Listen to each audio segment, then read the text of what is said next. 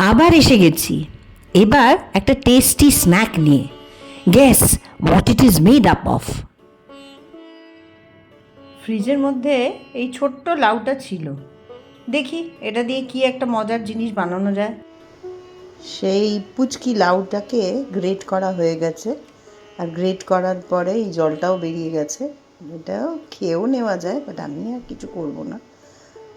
তারপরেরটা আবার দেখাচ্ছি।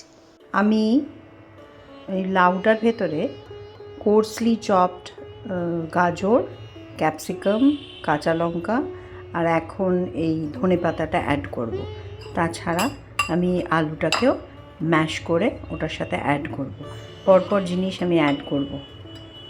এখানে মোটামুটি সব ইনগ্রিডিয়েন্টস আমি রেখে দিয়েছি।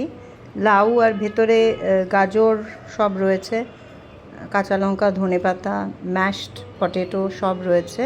তাছাড়া এখানে রয়েছে পেঁয়াজ, আর এখানে সুজি, এখানে বেসন, এখানে একটু হলুদ, আর এই মশলাটাকে আমি ম্যাজিক মশলা বলি। এটা 5 রকমের জিনিস দিয়ে শুকনো খোলায় করে গ্রাইন্ড করা। সেটা যদি রেসিপি কারোর দরকার হয় আমি পরে দিয়ে দেবো।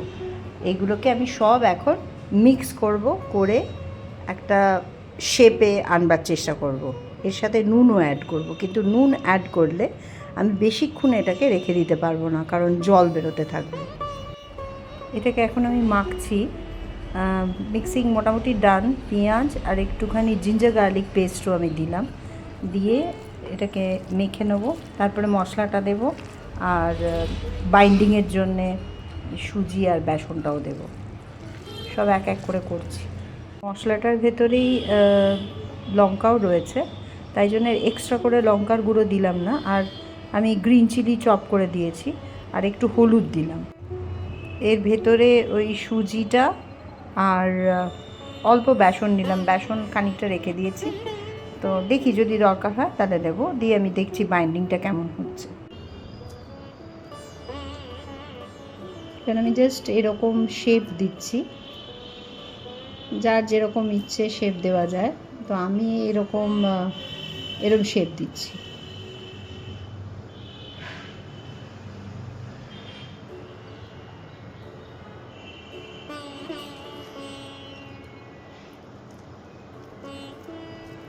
আরেকটা নিলাম।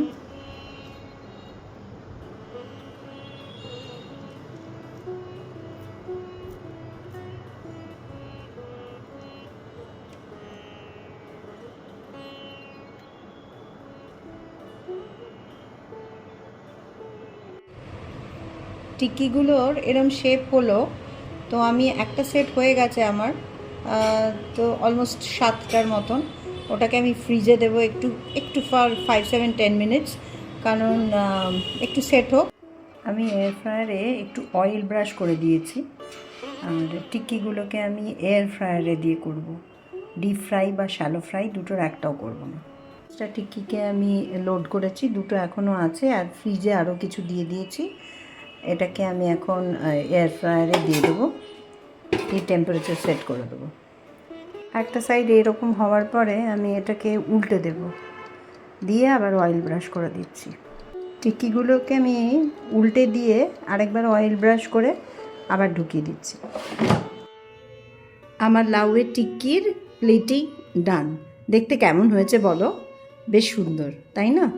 কিন্তু যারা ভাবছো লাউ সেটা আবার কিভাবে খাবো, তাদেরকে একটা ইম্পর্টেন্ট ইনফরমেশন দিয়ে রাখি, দ্যাট লাউ or bottle gourd is an important source of vitamin C.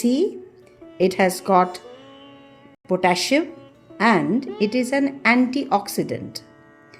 আর আমি যেহেতু এয়ার ফ্রায়ারে জিনিসটা করেছি, so it is an healthy and tasty snack. তোমরা সবাই একবার করে খেতে পারো, খেয়ে দেখতে পারো কেমন। Try it. Okay, by.